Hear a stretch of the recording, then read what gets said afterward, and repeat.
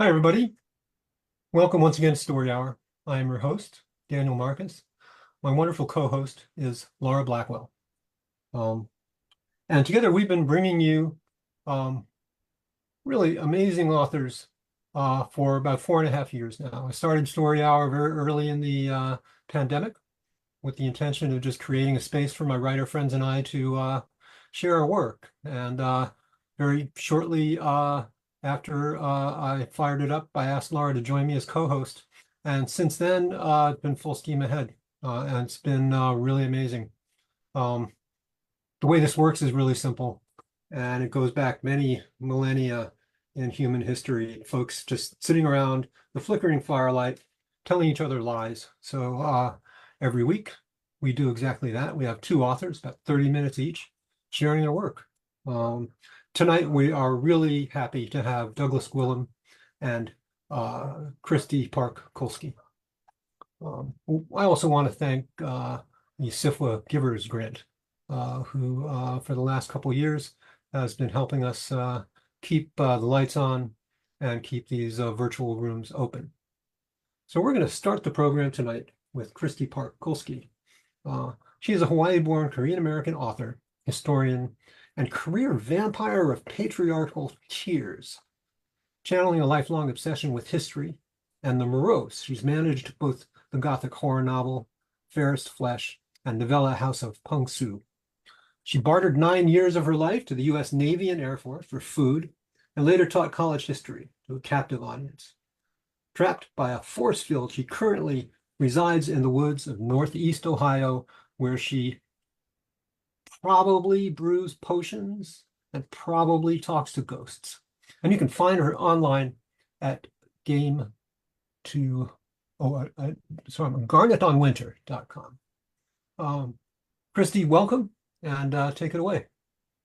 Hi, everyone, and thank you so much for that great introduction. I wanted to start first with some trigger warnings for what I'm going to read. There is infant loss and suicide, child loss as well. But I'm going to be reading a short story from Don't Break the Oath. And the story is What the Sea Gives. The moon goddess sent me here, cast ashore on this island that is barely more than a rock that juts from the ocean, a place where the sunrise searches for cracks through the rolling charcoal clouds but never finds a breach. Half dug into a steep slope is a turf-covered roundhouse where I make my home as best I can.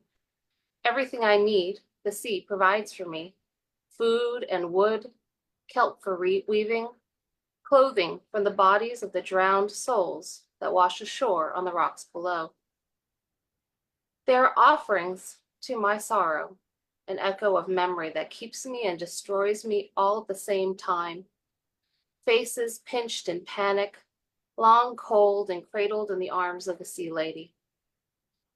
I know what it is like to cradle the beloved dead, so I hold these souls with my flesh, giving the last vestige of warmth to their untimely ends, and thank them for their gifts. They give me so much. A fire of driftwood crackles in the center of the roundhouse, smoke curling in languid dances toward the oculus above. I do my best to push the memories of my life before the island away. My world before here breathes in perpetual gray. The memory of color would be maddening if I allowed it space in my thoughts. When the sky finally lets fall its tears upon the island, I catch the essence in carved impressions of large rocks. It always tastes faintly of salt. Everything here does. The sea rules everything, crusting and infiltrating the leavings of life beneath the waves. Sometimes I lap at the water like a little dog, and the image makes me smile, as if someone could see me. And then I realize how far I've come from civilization, from living in the view of others. There is a freedom in it, a regret too. I lay in wait every year for the equinox, watching the shadows of the sun creep behind the gray, measuring and keeping tally with curved lines on the inside walls. Yet I've lost track of the years I've spent here. I can only measure by lives. 12, washed upon the shore. Only 3 times has the ritual worked and given my existence back some meaning. I thank the goddess's veiled face for those times, and other times, I admit, I curse her when the ritual fails. I really never know the reason for the successes and failures, and when it works, I care about little else. Then I live a season of love and fullness, but ultimately it ends, and again, I only wish to throw myself into the sea. I have before thrown myself into the sea, but the lady spits me back out again, right here upon this shore. Weak green pokes between sliding layers of rock, part slab and part boulder. Flecks of iron turn slightly orange against the granite that entombs it. I lean forward toward the lichen, letting its odd, cool, and fuzzy tufts run along the palm of my hand before lifting it out. The lichen releases its hold easily, as if it had waited for me all along to bring an end to its tentative existence. Laying it in my basket, I move on, prodding with my walking stick for more to gather. The wind picks up, and the never far ocean throws itself against the island with a sound of muted thunder. More lichen dot the stones, and I pursue them, balancing upon the uneven layers of rock, leaning down and pulling, feeling the soft release from the roots, the repeated acceptances of fates. I hadn't realized how close I wandered to where I take the bodies of the dead. I recoil, stumbling backward, catching myself before turning my back, moving in other directions, ones that take me from here. Not now. I'm not ready to remember them, or anything else. The wind pushes through my hair, against my skirts, uninvited and invading. I shiver and cast my attention back to the rocks, to the finding of lichen. It is hard to keep myself present. The thread of memories are dark knives, and I won't let them cut me today. Already the basket I've brought is full, enough for the meal that I would prepare. So I walk to the steep moor, up towards my little home. It is not far. The hike always leaves me a little breathless, as the way is the same as climbing long steps to the top of a tower, one carved from earth and rock and sea.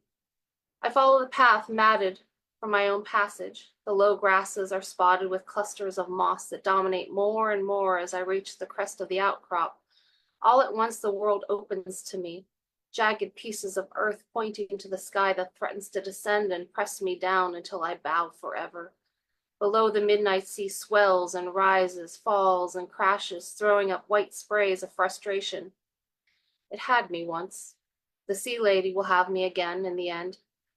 I cast a single lichen down, an offering of respect, on the edge, dug into the only collection of dirt to be found up here. My house pokes like a little turtle under the slope of the turf roof. I sense a storm and am hopeful and sad at the same time. The door is crudely constructed of dried cords of kelp, holding together the remains of some ship's deck.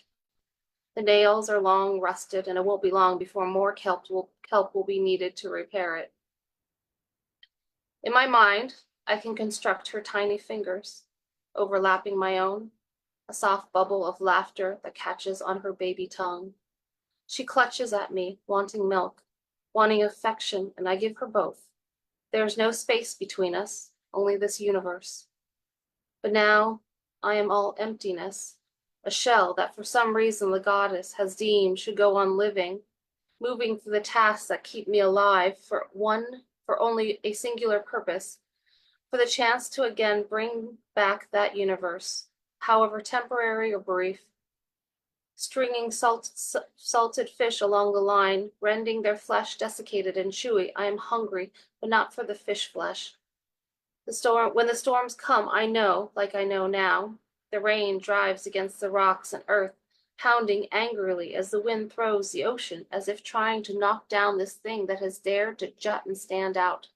Even though I am safe inside from the worst of it, the cold wetness still seeps through me. It is the kind of storm that ships cannot weather. I wrap my shawl tighter and rock myself to the sounds outside. All the fury of it reflects in my soul. The sea lady will claim people for her bounty tonight. Their heads will be dashed upon rocks, bodies hurled and broken by the waves, and lungs stuffed with salt water. Along the east shore, dotted among the rocks and gravel, are the things the sea has brought to me. As I make my way down to them, I try to count, but from up here it is difficult to see what is organic and what is not. I slip, catching myself and chiding my excitement. This is careful work. It should be. A gull cries overhead, calling at others, announcing the feast to be had. Must keep them at bay as long as I can, at least until I have finished gathering. At the final descent, I hop onto the gravel like a child receiving baubles. Before me there are gifts of the storm, shattered pieces of a ship's hull, broken glass, a kelp-wrapped doll. 2 men, 1 woman. Their faces blue, lips parted in desperation. One still reaches up, forever reaching for her savior. I am here now, the one you have reached for.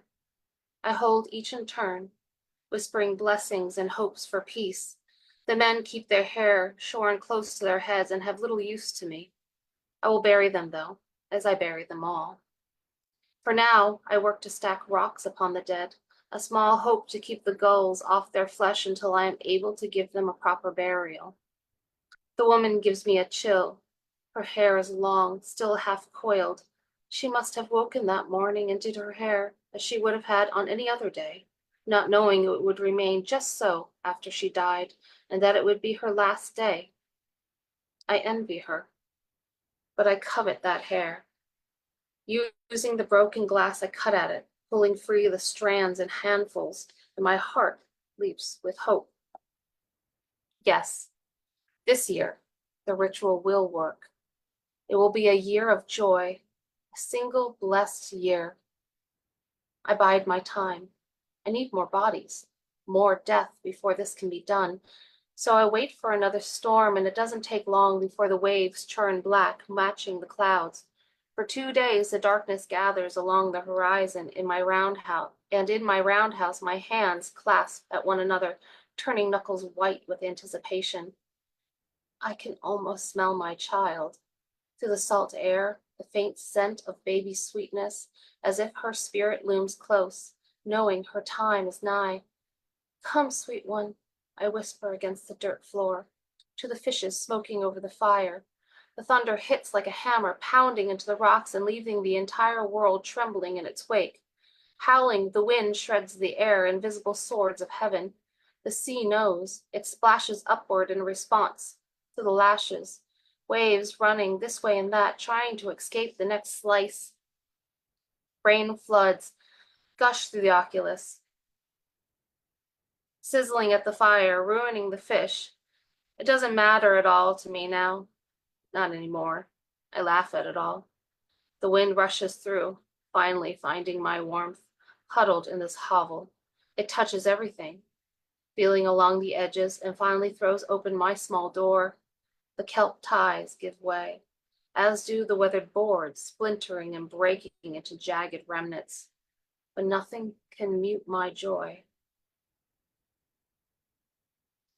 Once the storm passes, I step out and look down upon the rocks and the waves. The sea lady has pushed more gifts to me, more gifts than I've ever seen before. Bobbing on agitated water, lurching and lapping are the broken bits of hulls, canvas white sails, ropes snaking about, and oh yes, the rest of what I need, the most prized of all. The sea teems with the dead. I cannot possibly bury them all. Despite the chill air, I'm sweating with effort as I pull bodies toward the cairns. To catch my breath, I move to salvaging planks and find a bottle of stoppered spirits in the gray sand. A bit of celebration, a nip to warm me in the cold nights. Thank you, my lady.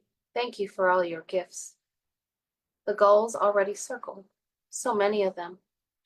But on my belt already hang the long hairs of 3 women.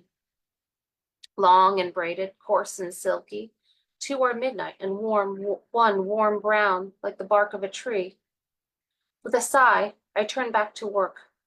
One more is all I need, but the sea gives me too many men with shorn hair. Holding a pole of driftwood, I poke along the bodies and scraps, push away crabs that already pinch and carve into bellies. Not only can I not bury them all, I cannot give myself to hold them all. Spirits fated to be unloved in the end, and I am sorry for them, yet sorrier for myself, if I cannot find one more head of perfect hair. A shine of glossy tendrils against the sand draws me. What appears to be layers of frills and skirts amass over a lump. I rush to the body, and a wave of relief passes through my bones. Long hair, so ideal and perfect for my purposes. I pull out my sharpened glass. At that moment, the body stirs and releases a low moan. The wind whips at me with irritation, and I can only stand watching, frozen and astonished. The first human sound I have heard for more years than I can remember. They move their head, and I see their face. A woman. A woman that's alive and lays upon my shore and in my air. Does the goddess test me? Is she checking to see my faith or dedication to her rituals? I cannot think or muddle through any logic for this woman to have lived when so many others have arrived battered but always dead. For a moment, I consider taking up a large stone, one with a jagged edge so it would pierce with each bash. The wind continues its push and pull, urging me to action. Long ago, I had laid on this rocky shore, much the same, empty of everything but grief. What did this woman contain? My limbs moved to action before my decision, gathering the tattered remains of a sail. Laying it out like a blanket over the stones, I place the half-conscious woman upon it and begin the climb back to the summit. On the scatterings of torn cloth and clothing taken from the drowned, the woman sleeps, and I do my best to wipe away the sea from her face and urge the fire to burn big and hot as I work to remove the soaked embroidered silks of her robes. I find her stomach is swollen with child. My throat tightens. A cry from somewhere deep within my heart begs to escape, but it cannot. I will not allow that. I push ever so gently against her middle and wait for a stirring, anything to give a sign of life still growing, still moving toward living. But the swell remains still. No sign that its tiny inhabitant made it out of the sea with their mother. A glint flickers with firelight under the woman's lashes, her hands going instinctively to her belly in protection. I pull at a patched cloth that serves me as a blanket and drape it over her, willing the woman warm again as best I could, but I cannot help but feel as if I have only pulled a shroud over the little one within her. I too put a hand trembling to my belly. It is long empty, but the need to protect is still there. The longing to fill my arms still aches. I will always ache. The goddess knows these things. There must be a reason for the woman to have arrived here alive as she is. There is not enough hair yet for my own child. How can I do the ritual for two? But the goddess does not answer in words, and neither does she answer to the humans who serve her will. The woman has tried to urge me to talk with questions. She has sucked down water I've collected from the sky and dried herself by my hearth. She now hungers to know, to understand, but there is little else I can give her. My name is Sora, she entreats, hoping that if she gives, she will receive. I do not want her questions, and I have no wish to grant her anything of me because I have not yet decided what to do. So instead, I give her long strips of dried fish and set to work on fixing the sail over the doorway. She chews and watches me. The sun hurries behind the perpetual cloud cover over the sky, arching like a displeased cat toward the horizon. From the corner of my eye, I watch her, this woman, Sora, and within my mind, I count the strands of hair I've collected and how much time I have left to decide. In the morning, I walk the cairns, piled over all the bodies I've managed to bury, all the tender flesh given up by the sea. Perhaps there will be more, or another bit washed ashore, cast to this place by the goddess to give me direction. She's given me this place, this solitude, my wish, a single desperate wish to hold the child you've lost. I did, as I lost her, and then I longed. The forever longing made me useless, made of useless wombs and empty arms. And then the goddess gave for a season, and then I must repeat the pain again. There is hope in it, the return of the season. But now there was this woman. Cairns gave me no help, only lumped over with stones. The dead held their tongues, and I am like I've always been, alone. When I return to the summit, the woman Sora releases a low whine, the sound of an animal sorely hurt and greatly afraid. She faces me with a sweat-slick brow. Help, she begs. Help, my baby's coming. Sora falls back in the pile of rags, grunting and whining. I regard her, studying how she writhes, how her mouth is so full of noise and pain, and I remember my own. How once I too had many words. The fire is in need of fuel, and I work to bring it burning hot and high once again, filling it a small pot of water and rags to boil. Again, I feel her belly, the unresponsive hardness, and I wonder if this woman knows. My eyes meet her wild, pain-filled ones, and there is a darkness there I detect, a building corner of sorrow yet to be burst upon her, the forever grip of grief. As the water begins to boil, tears fall from my eyes, but I work just the same, hanging the boiled rags to dry, putting more in the pot, and I settle, offering light touches of concern, small gestures meant to comfort. She is lost in agony, and I cannot help but be bitter that all this struggle to birth a child will only produce a mere husk, empty of the thing that she's been preparing for. Sora holds her baby, the unmoving form swaddled in the clothing of the dead. It too is dead, the small thing that should fill this tiny shelter with fierce cries. And I hold my hands over hers, I clutch the lump of flesh that until a short time ago was within her. Her tears have no sound, but they fall around us, fed by an infinite ocean. We sit like that for a long time, together, holding this child, willing our warmth into its chilling form. I am weaving. I am weaving, and I know when I'm done, I know what I must do. I've already wept because it is the season, her season, and I have lost her forever and didn't know her last season was truly the last, that I would hold her close again. My tongue feels chewed, and I pull at the saliva glands, seeking to wet my mouth long enough to replenish the tears that seem to ceaselessly fall from my soul. I am weaving, and Sora hasn't let her child's body go. I know. I understand. It is impossible to release it, to be cold and unloved when it was destined for ceaseless love. Now that love has nowhere to go, trapped inside it writhes in the forever pains of labor. I am weaving, and all the locks of the dead are taking shape, bending to the ritual. The tapestry is alive with the tales of those who have died, with the stories of those who came before me and the promise of the next chapter. One woman's hair has formed a chubby leg, another the arms. I am weaving, and I know Sora will give happily the crown of her black hair that falls now wildly around her grief-stricken face. She will give it, and then there will be a new season, and the tapestry will go on. We wake to soft snuffling cries, and I take Sora by the hand. I lead her outside to where the stone bowls have filled with water and where one cradles a child who kicks and reaches for her. It is a child summoned from the tears of the sky and the cold of the ocean.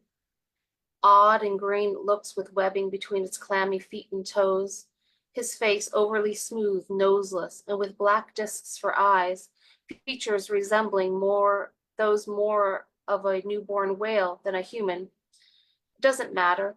The soul is there. The child is hers. The ritual had worked. The sacrifice of death and work, intent woven with each strand. Sora knows her baby, even while the husk is meant that it was meant to inhabit still lays in her arms. With a look, Sora passes the body to me and runs to the bowl, lifting the baby aloft. The little being made by ritual, death, and love. Grief runs from her face, her shorn hair a flag of sacrifice, of love and yearning. She is smiling, dancing, and my heart aches. This season isn't my daughter's any longer. It is the season of Sora's son, and it will be until a next mother arrives. With the sounds of Sora humming as she cradles her child of the sea, I walk with the husk in my arms. Up, up we go. The soft motherly voice behind me fades upon the wind. I reach the top once again, me and this little empty vessel, eyes closed as if sleeping. I wrap her tight and whisper my love, how much I have missed her. I sing to her as I stand against the wind, far above the waves. I tell her the story of the life we would have lived. Then I step off the ledge, and we fall together, cutting through the insistent wind, plummeting like a star into the sea.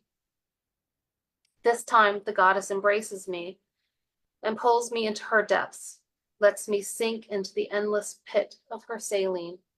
And finally, my child and I are covered together within the cold sorrow of never.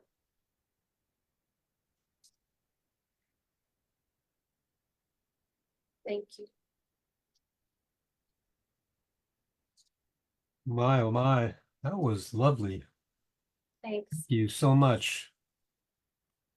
It's our custom here at Story Hour to just pause between authors and take a breath, regroup. I'll tell you, this one's going to stay with me for quite some time. So we're going to pause. I'm going to breathe.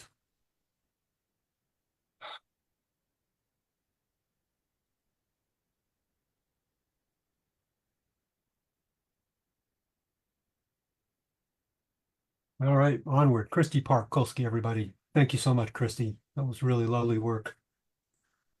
Our next author is Douglas Gwilym.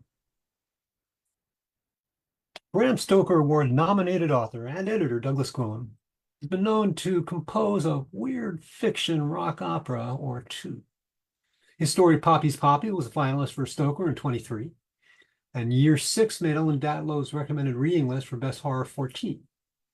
Douglas co-edits The Midnight Zone, first edition, Novus Monstrum, a collection of never-before-seen monsters featuring great and new talent in strange dark fiction. He reads classics of the proto-weird on YouTube and taught at Alpha Young Writers Workshop. Put his stories in your brain at Lamplight, Shoreline of Infinity, Dark Horses, the Magazine of Weird Fiction, Tales from the Moonlit Path, and Penumbric. Or listen at Creepy Podcast and Tales to Terrify. Douglas, welcome. Take it away. Thanks, Daniel. Wow, Kristy. That was wonderful. I'm also glad I'm going a little lighter than I might have gone for everyone. Contrast. So I have a story for you here that is slated to be the opening story for my collection of new collection coming soon. I have wonderful blurbs from authors I love, but I can't yet announce a date. The title is They Take Our Best and Other Weird Tales, and this is They Take Our Best. Human beings aren't half as flexible as we like to pretend we are. We bend, but we also break pretty easily. We turn, but we turn like battleships in big, slow, lazy arcs, fighting every degree. It's not our fault, maybe. It's momentum. Science. Someone took our very best They took it for themselves. Now I'm holding the biggest of the branches back so Janine can clear them with her pack. She takes one for the team carrying that thing, with food and other things to keep us sane, even if I told her not to pack so much. And I'm taller. It's the least I can do. Just weeks ago, I wouldn't have found myself in this situation. People call me harsh, speak too much of my mind. We're looking at a sort of valley tucked part way up the summit. Right now, we can't see where we're headed, but I know it's up there, off to the right somewhere, farther up the mountain. Right now, what we can see is trees and a low mist, like clouds doing a plie. We both feel it. We stop, standing close. My bare forearm comes ever so slightly into touch with the skin of her bare arm. I'm not going to move until I have to. It all seems so peaceful, so right, so everything and normal and whole. It's kind of beautiful, Janine says. Mm-hmm, I grunt back. I want to say, let's stay here. I want to say this place is right, like nothing is right anymore. But I know we have to keep going up. We have to follow the only clue we have and keep climbing the mountain.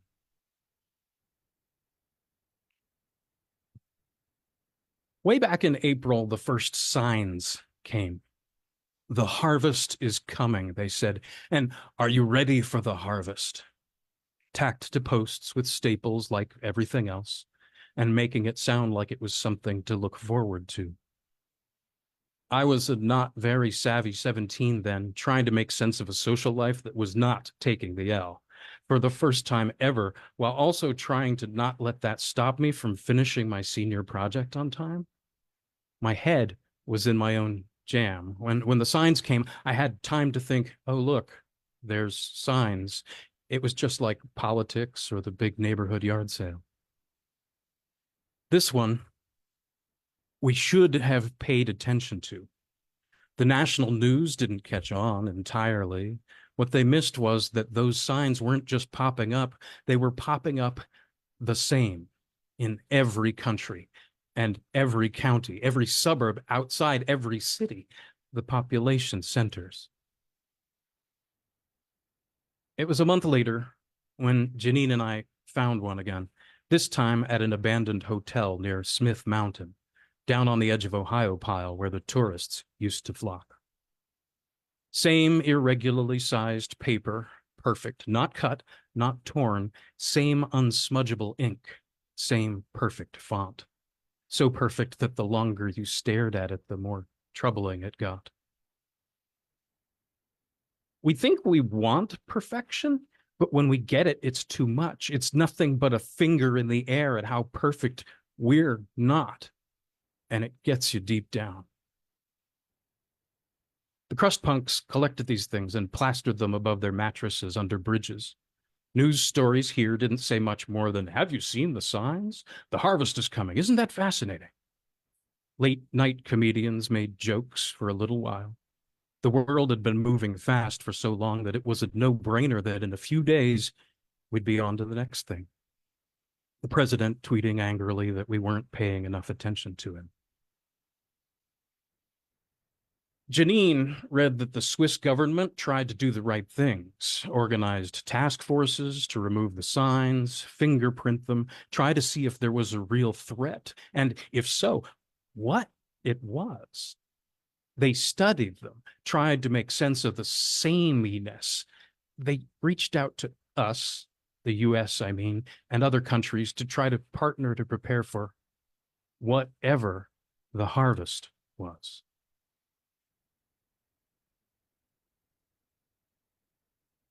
I'm looking at Janine now. She's tired and her hair is tangling behind her ears. And she is, of course, wearing no makeup, but she's walked a long way in the last few weeks. And man, her legs are toned. How did I not ever quite see how beautiful she is? I want to put my face in her hair, but Nothing makes a lot of sense right now, and a lot of things are just gone or different forever. And sometimes all I can think is that I'm lucky to be here with her in this weird new phase of the old place. It feels like reality TV. Who will survive? Well, we made it through the harvest, I guess. My money's on Janine. In May, the big slow wave hit. Everybody felt that. You could see it too, at least on the old-fashioned wall clocks at school. It was on a day I was actually looking forward to something, a Tuesday, when I was supposed to help Miss K with strong women, strong girls, and I wasn't thinking about fundaments of geometry as much. But the little arm on those clocks, I'd spent far too many hours staring up at those things not to catch it right when it started. Instead of firm and steady forward motion, the skinniest arms began to surge just enough to see, like waves on a little circular beach. Time was plunging forward just a hair faster than usual, and then it was thinking better of it, holding back, hesitating. I saw it at 2:37 on a Tuesday, and I believed in it by 2:38. I know it wasn't time that changed. It had to be us that changed the way we passed through time. Someone, the same someone with a passion for the perfect sign, was toying with us. They sped us up or slowed us down to do their dirty business, and a rung in the ladder to pull the ultimate heist. Maybe you don't hear what I'm saying. They took our best. Janine was sitting next to me, and she saw it. The weird thing with the clock hands, too. Truth is, we hadn't really hung out in a couple of years. We'd been in Girl Scouts together, make new friends and keep the old. And I remember catching fireflies with her in the little lot by the school we called the Fairy Forest. But all I knew about her now was what my mom told me about her living with her aunt out in Forest Hills and bringing her into school on the way to the law firm. That the parents had finally snapped and told her she wasn't theirs, that she wasn't their daughter, that if she was going to act like that, contrary to God's principles, she belonged to the devil. I knew that, and that meant something to me. I'd been trying to talk to her again. I'd been trying to find the right moment. Miss D'Agostino was going on about Pythagoras or something, and her voice had turned into a hum so low it harmonized with the air conditioner, and we must have both been staring at the clock, because then we turned and looked at each other, and we saw the shock in each other's eyes. We stood up and walked right out of that class, and if Miss D tried to stop us, I didn't hear. Maybe Janine noticed. We've done a lot of walking since.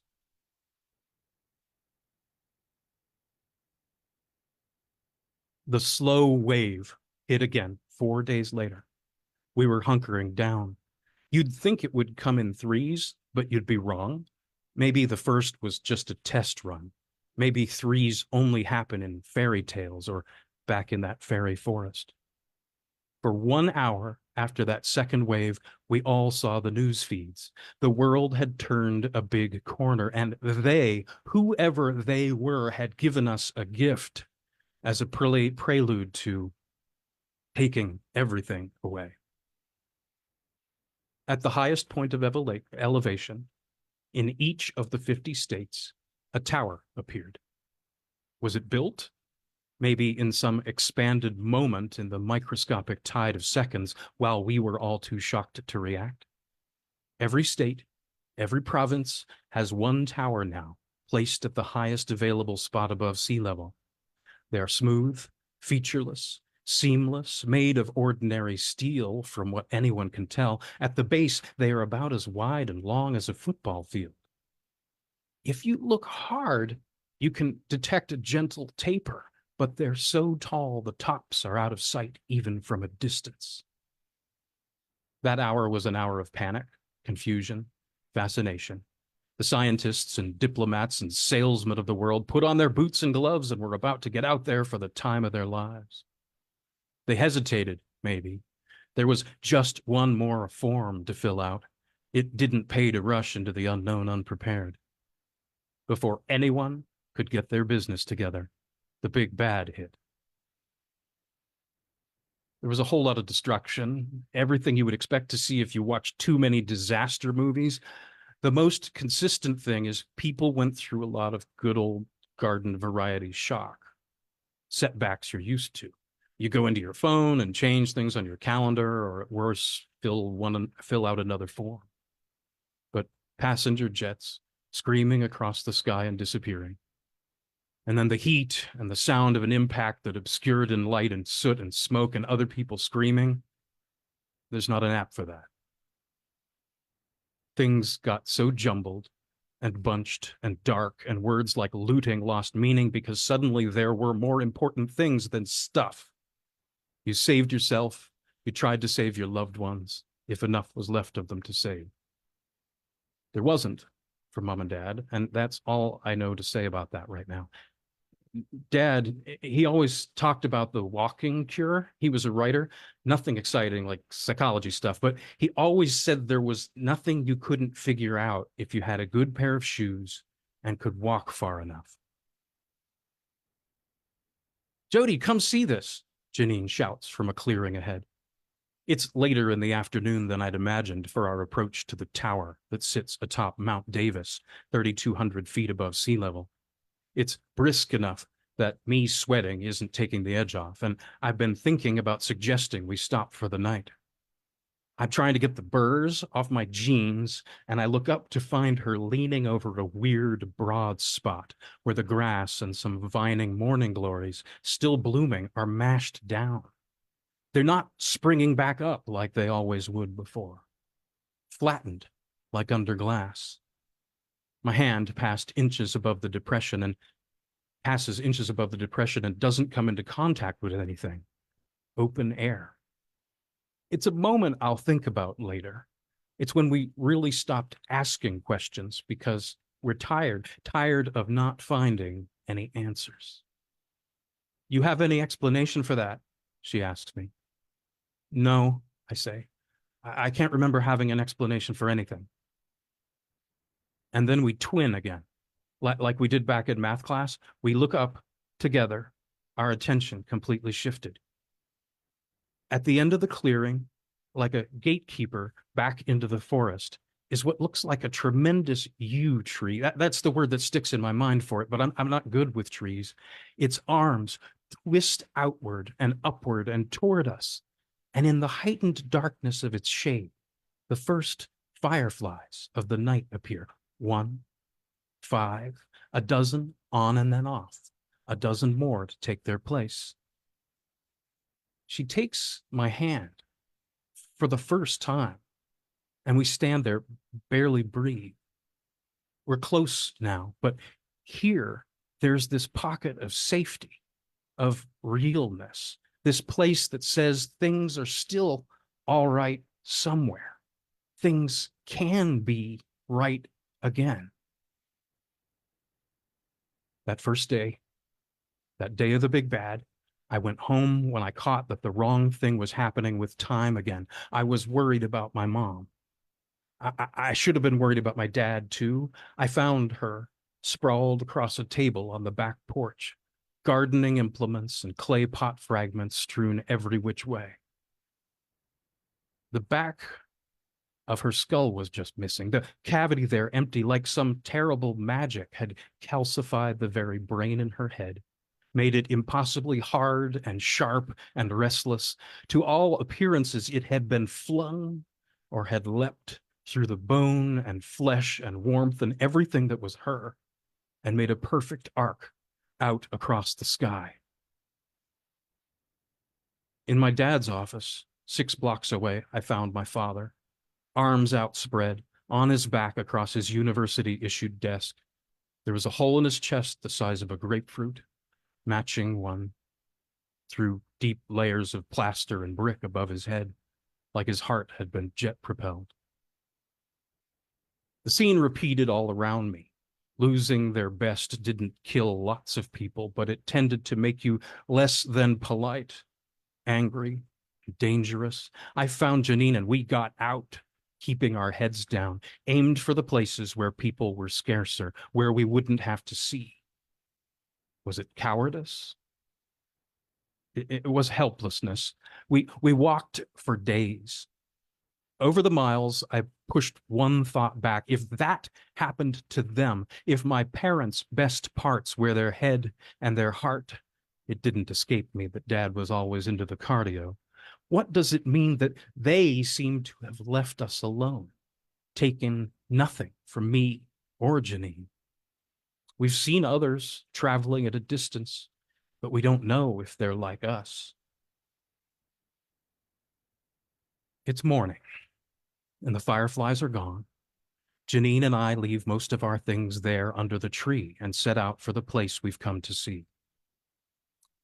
It's closer than we'd realized. The air is clearer now, and it looms. Once we really see it, we start running. And now we're here, together. I want to pound on the side of the thing. I wonder if I thought there would be a doorbell. I shout at it, shout up into the sky. So many words, but I'm really just saying, why? It is as smooth and perfect and impossible as they said. I cry and I pound until I mess up my wrist and Janine has to pull me away. But I know, as she leads me back down what passes for a path, that why isn't really any kind of question. They took our best. It's what we poured ourselves into, what we made of what we were given. If you're going to take something, you take that. You take their best. The impossible, smooth, white tower is still there. I can almost see the lattice in the sky that must connect it to the others. I am sure the tops all disappear up there. It's night now, and the stars are obscured. Some are just missing, patches in space too black to ignore. We're at the base of the mountain now. We've been walking all day and have found a little town. There's a new sign looking up at us, perfect font saying the harvest is coming again. Janine leans on me and bends over to tie a shoelace that's come undone. I don't care if she's missing anything or not missing anything. I don't care if her best wasn't good enough. She's wonderful.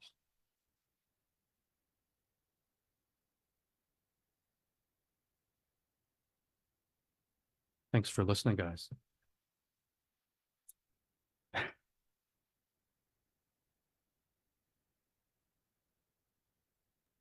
Oh my, holy shit.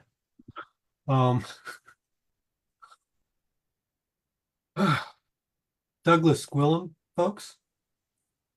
And earlier we had Kristy Park Kulski. Really outstanding work from both of you. Thank you so much for giving us just an amazing evening. Really, really great work. Thank you, guys. Just really happy to be here. Yeah, Yeah. thank you. Well, come on back anytime, truly.